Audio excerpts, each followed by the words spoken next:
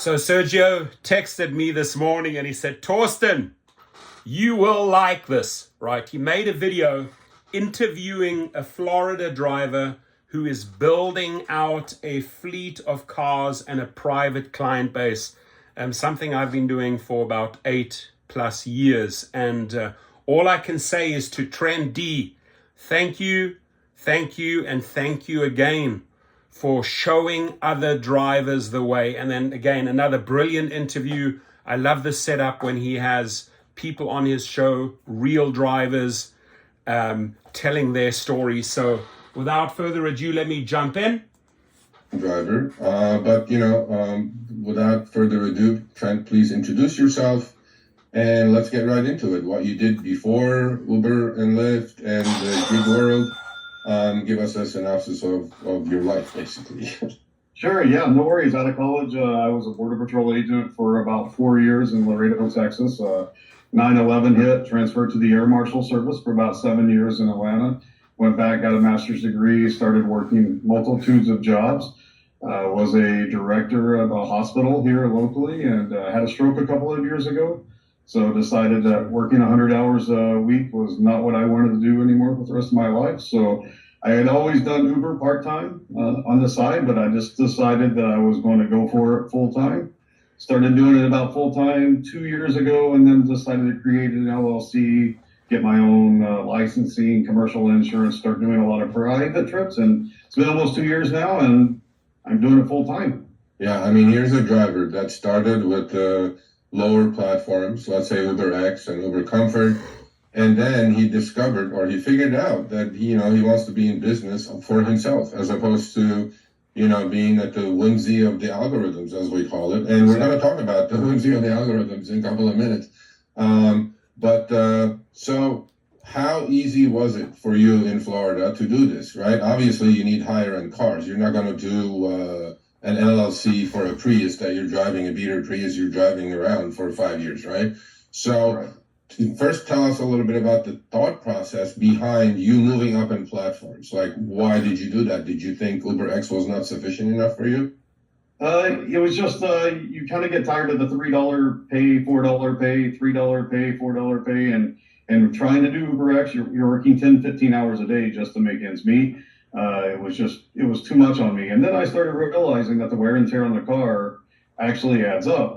So I had decided to buy an older BMW to start with and started doing a little bit higher platform.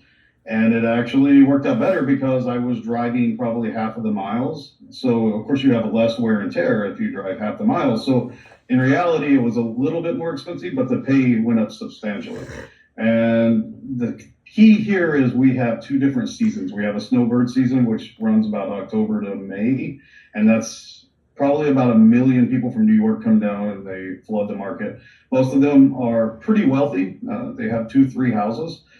They do a lot of Premier, a lot of Lux Black. That's just what they like. A lot of them are older. They're in their 70s, their 80s. They're used to having black car services in New York. So I've noticed that most people here have Denali's, they have Suburbans. And the good thing about being on this platform is it doesn't have to be a new car. You can buy a car that's 3-4 years old. Correct. With 50,000-60,000 miles. Actually, the mileage doesn't matter. I mean, from what I've been told, as long as you keep your car clean, that is the key. Don't tell them no, and keep your car clean. So if you think about it in reality, if you go buy a Suburban with 100,000 miles on it and you keep it clean, the passenger doesn't know the difference. So you can actually still make higher end money even though you might have some higher end costs, when your car breaks down or whatever, but the cost, the financial gain was substantial for me. When I was doing Uber Lyft by itself, I would average about 1,000 a week, but I was working 60 to 70 hours. I can now have some weeks where I can make $6,000 and I work half the hours. But a lot of that's now my private business, but with Uber and Lyft, you can still. And you also get some pretty cool clients doing black. Depending on where you are. Like I have 4 people who are high-end politicians. I have 4 NFL players. I have some movie producers. You never know who you're going to run into. And the key with this job is making connections. You can always make connections. 90% of my private business comes from a neighbor telling a neighbor telling a neighbor, or a politician telling somebody, and it works that way. and you can charge what you want. And it's just a great business model. But you got to love what you do. Like, that's the key. If you don't like driving, you're not going to be successful no matter what car you have. Yeah, I mean, the other thing is, I think you followed our program, our playbook, which is, show me the money. If you build it, they will come. All the CEOs are showing up, all the drivers are showing up, and you're building it and they're coming. And obviously, on the higher end, right, economics is not going to make that much of a difference, right? People still have the disposable income to spend for transportation. And like you said, word of mouth, you're building a business. And I mean, this is the time to ask you, do you really like what you're doing? I love it. I love it. Like Uber and Lyft, of course, we all have issues, right? I mean, they are what they are. But if you start working for yourself, you start doing things your own, you're your own boss. So I've always been a true believer. If you want to be a millionaire, work your butt off and it'll come. If you want to be broke, then just don't work as much. I mean, I think you guys said it best. You got to work when you're busy. So if I don't want to go out at 1 a.m. to pick up a client, okay, well, I'm losing $300. If I want to go out, I'm going to make money. So it's up to me. But that's the great thing about working for yourself is it's up to you. Yeah. So, I went for vacation for a whole month. I didn't have to ask somebody if I can take off. I just did it. That's a great. There's definitely, good sides of the gig world. And it's not that you're a true independent contractor, with your own LLC. Right. Well, let's talk a little bit about the cars you invested in. And, look, I mean, a lot of people are going to watch this. It's a given. And they're going to probably want to get into something like what you did. But you have to have the financing right. You have to have your funds straight. I mean, you cannot just go buy $100,000 Suburban, right? Not everybody can afford that. So tell us a little bit about the back. So we're going to play at least another 10 minutes, but it would be unfair to run the entire video of 29 minutes. The link will be below. And please, if you haven't subscribed to Sergio or the Rideshare guy, Harry Campbell's channel, do that. Best in the industry by far. I can 100% relate to this gentleman because this is what I've been doing for years. And at the link below, I've sold 3,200 of these courses worldwide, not one single refund to date. So it's 300 minutes of everything he is talking about, and everything he's covered so far is in here, in this course. So I also hope that Trent maybe brings out his own course, right? He says his goals are high. He wants to be a millionaire. This course alone has made me over $250,000 to date. And it works. It's the formula that he is talking about, how to get the clients, how to get the cars, how to climb the ladder. I can relate to every single word so far, starting in X, going to the next platform, getting the next car, jumping up from there, watching the income change. And this should be every driver's plan B. Because yes, you should be on Uber and Lyft. And yes, you should be recruiting those clients and, like you said, politicians, football stars, etc. Everything in here, right? Everything explained in the greatest detail how you get these people. So if, God forbid, you get kicked off Uber and Lyft, you can 100% rely on your LLC. You are the boss. You are the true independent contractor, as Sergio said. I love that. How you did that. Did you get into a lot of debt? Is the cash flow now supporting that debt and paying the cars off, obviously? But start with the two cars that I know you're providing services with. Yeah, I truly believe that if you're going to make money, you have to spend money. And there is definitely going to be cost involved with anything. I started off with a 2017 Model S Tesla, which I paid about $60,000 for. But I put 60,000 miles on it in 6 or 7 months. That was the car that I really started with my high end. There's the lift app right now. Always the driver, right? Yeah. All right, here's your $6 comfort trip. They're not even called extra comfort trips now. So I started off with that car. I actually put a lot of miles in that car, but I was taking my finances, everything that I had extra, and paying it on the car. My goal was to get that car paid off as soon as I could. Once I did, I traded it in for my Model S Plaid that I have now, which cost me about $112,000. But I got $50,000 trade in, and then what I started doing was everything extra I was throwing on the car payment. Yeah. I didn't get in when we had the low interest rates, so I got like 3%. So that was great. But once that was paid off, my Model S Tesla, so the Tesla saved me about $3,000 a month in gas. Because here, electricity is very cheap in Florida. Yeah. I can fully charge my car. Our FP&L program here has $30 a month, unlimited charging at your house. Wow. $30 a month, that's including Okay. So, you know, I can fully charge and get 400 miles on my car, and that can take me pretty much throughout the day. Otherwise, I use a supercharger at $7, $8, $9. That's it for 400 miles. So that actually, the money that I saved in gas allowed me to pay the car down multitude. Of course, a lot of my clients were asking for a Suburban or an Escalade or to that extent, because you have baggage, you have airport trips, which is mostly what we do here. And I would rent a vehicle and lose money on those trips just because I did not want to lose the client. If I have a client that I'm doing 15 trips a month for, and he's paying me $300 a pop, but he needs a Suburban 3 times of that trip, I would pay the $300, you know, one day, $100 for the Suburban and lose money on those trips because it's the general overall. You don't want to lose that client. Yeah. So I ended up buying a 2022 Suburban with like 11,000 miles for $73,000. And I've now put 40,000 miles on it in 4 months, but I almost got it paid off. Yeah. So from what I've made, I've just been throwing extra on it. And now I'm actually looking at a second SUV. So it's... What are you going to do with that? Are you going to rent it out, or are you going to rent Fleet. it to another driver, or what? So, you know, I mean, you're growing a business, obviously. You're going to do this for a while. Correct. And so my son is in the National Guard. He helps me quite a bit. So there's multitude of days that I am, you know, for instance, the day before, 2 days ago, I had 13 trips scheduled one day. 4 of them were at the same time. So he will actually take my Tesla and do the trips for me. So if I have a second SUV, it's good. The Tesla, I'm actually thinking about trading in to get the second SUV because the SUVs do make a lot more money. 100%. So but the key now is I want to find an electric SUV. So what I learned from here is, you know, and I did not know this, that Florida has ridiculously low electric charging fees. Here in California with my Tesla X, which I use once in a while for private clients that want it, I pay way more. But everything there that he said, you know, the $73,000 for an 11,000 mile Suburban, I still think is fairly high. 2022. You can get that at an auction for 55, 60. So it could have maybe saved. But then again, you have to have that cash, right? And I remember in the beginning, you couldn't just go to an auction and pay cash. After my second, third vehicle, after that, it wasn't a problem. You go to the auction, you pay cash. So he's taken just listen to this. He's taken a $73,000 vehicle and within a 4 or 5 month period, paid it off, right? Charging his clients, like he says, is used that a number $300 per pop many a times.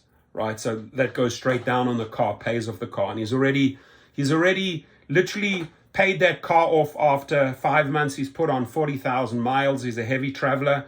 I definitely can see that he also does a combination of probably Uber and Lyft and private drivers because his little ping went off. So the more he builds out his private clients, which we explain to you in great detail at the course below. The more he can get off Uber and Lyft. So it will be, you know, in the beginning, it'll be a 95 rideshare, Uber, Lyft, 5% private clients, you know, 80% rideshare, 20% private clients, 60% rideshare, 40% private clients, until you have like 95% bookings for a week with private clients. And maybe you do a couple of gap fillers here or there, scheduled trips, you know, 5% rideshare, and you're making really big money. And that's at that point, I could see him grow very quickly. He knows the formula. Sounds like he really knows the formula. Everything he said so far in this interview, great questions, by the way, from Sergio, is spot on, right? So now got the second car going. He's got his son involved. Now do you start bringing on other drivers? How do you find these drivers, right? How do you vet these drivers? How do you set up the contracts? Everything is explained in the private chauffeur course, right? Private driver, which he is, started as a one-man show with an LLC, and then additionally starting your own fleet right? Getting those cars onto the Uber fleet program, leasing them out to other drivers, right? I charge $5.50 per pop, per vehicle per week, right, for those SUVs. And then you just buy and add. Pandemic downsized. After the pandemic, buy aggressively again. He locked it in at 3%, was a good rate. Now the rates have gone up a lot, 6, 7, 8%, right? So you got to take all of these numbers into consideration. We jump back in. That seats 7 people, so I can save the gas. The Suburban, I'm putting about Great car. $800 a week in gas in the car. So, and the Upside app that you recommend has been great. I've already got $70 back in 3 weeks. Yes. So, apps like that help. Absolutely. But because you're a businessman, though, that's why, right? You're looking at all your numbers, and if it makes sense, you're going to do the investment. If it doesn't make sense, and that's what we tell everybody. This is your small business. I don't care if you're driving X, Lyft, Standard, whatever it is.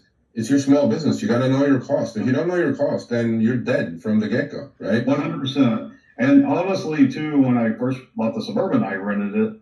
I rented it out on Turo, and I was getting $1,700 a week for it. So I made almost $6,000 just in that when it was sitting. So I think people need to learn that multitudes of streams of income are critical, and especially today.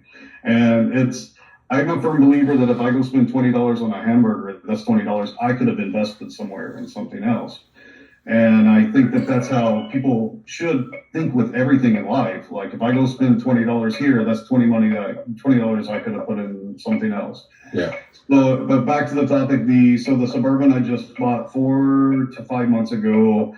I've already probably grossed almost $60,000 from that car alone. So in 4 months. So I've had some weeks where I've been up to $7,000 or $8,000 a week in rides. Yep. So and after expenses, still running $3,000 to $4,000. So I mean the thing is that though, if you're going to grow the business, obviously you're going to grow a fleet of these cars, and you can rent them out, do whatever you want. But so you're on your way and you're doing it profitably, right? And let's talk a little bit about this is the business that you want to be in, and you're doing it successfully, right? I know you said you had a health scare, and obviously you're fine, and thank God. And this is the good part of the gig economy, right? And you may have Uber passengers, Lyft passengers that you can convert towards your business because you're legally doing it with an LLC with full commercial insurance. You're not cutting corners. But let's talk a little bit about the experience that actually brought us together closer over the past few days, right? Ted, talk to us a little bit about that. We always talk about shaving, right? This upfront fares thing has many ways that Uber and Lyft, and specifically Uber in case, they try to shave tips now. They're trying to shave distance and duration. Call your doorbell camera company and cancel the subscription. This brand new subscription-free mini Wi-Fi camera. Basically, they're just nickel and diming drivers, but in your case, it wasn't a nickel and dime. It was a $100 bill, right? Yep. Tell us a little bit about that and how you got your $100 back. So on Wednesday this week, I got a Premier hourly SUV trip for 7 hours. They send you the upfront fare. Okay, this is obviously back to Rideshare. I just wanted to briefly explain to you what we cover. And he touched on so many points, but there's just so much more to this business. Obviously, they can't go into full length here. Otherwise, he would be on there for hours. I mean, this course is 300 minutes, right? That's a solid 5 hours. I'm sure he could be talking about his formula for a solid 5 hours. But touching on some of the main topics here to become a trendee, to become a private driver, and then start your own fleet. And I'm really glad that Sergio did this interview. Obviously, the full 29 minutes you can watch at the link below. We just did about 13 minutes here. But marketing, referrals, networking. How do I get those politicians? How do I get those sports stars? How do I get those rock bands, those actors, those actresses? Now, I'm in LA. Everything goes. Crazy city, right? He's in Florida, a lot of tourism, right? So you maybe your clientele is slightly different, but even all of these people eventually touch down somewhere in Miami or Orlando, or Tampa, and the way he then picks them up is what we teach you here. It's called marketing, referrals, and networking, right? And by the way, networking, let me just say now, with 58 vehicles that I lease out at $550 a week, do the math quickly, plus, like him, I'm $500 to $2,500 a day, nothing under $4,000 a week, sometimes $8,000, $10,000, $12,000 a week I earn, right? Sometimes I put in a full 18-hour day with multiple clients. Sometimes I'll take a day off. I'm the boss. He's the boss. We do the same thing, right? How do I price those trips? He mentioned 300. I can relate to that number. 200, 250, 300, 150, depending where they go. Scheduling the trips. How to handle your taxes when you have that LLC. How does the entire application process and the licensing go before he can get into that car in Florida? We cover that, and we cover that in the course for multiple cities, examples. How do I do executive and corporate transport, and how do I find those companies? How do I network those companies? How do I extract clients from parties and events, and how do I handle those type of parties and events? How do I do larger international airports like LAX, but then also all the little private airports, JSX, JetSuite, NetSuite, all of these little companies, right? Clay, what's it called? Clay Macy, I think, is the other one. How do I get those clients there? Hotels, nightlife. How do we do the restaurants, high-end restaurants? How do we choose the right vehicles for our fleet? How do we price them in the fleet? How do we find those drivers that start driving fleet cars in our fleet? What is the dress code and etiquette like? How do we stage our vehicle? What has to be in there? What are the qualities of a private driver that you need? He has them all. How can I integrate another job or another business into this job or into this fleet? Transportation of children and teenagers. A big one for me, because most of my clients, take 5 or 6 kids to the concert, take them here, take them there. It's good, more stressful, but great money maker. How do I handle the luggage? Who is my backup driver? What type of safety precautions do I have built in here? And by the way, safety, doing private clients, because you're getting referrals, because these are professionals, ladies and gentlemen, is day and night. I don't stress over carjacking.